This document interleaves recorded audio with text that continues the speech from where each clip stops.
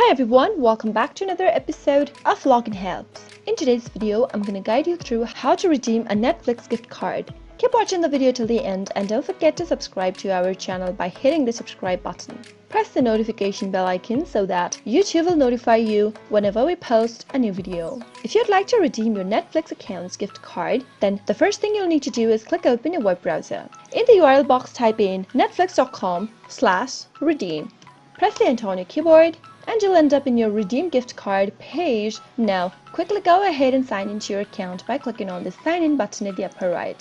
Enter your phone number or your email and your password and sign into your account. Once you're signed in, simply go ahead and find the code by scratching the foil off the back of your card gently with a coin.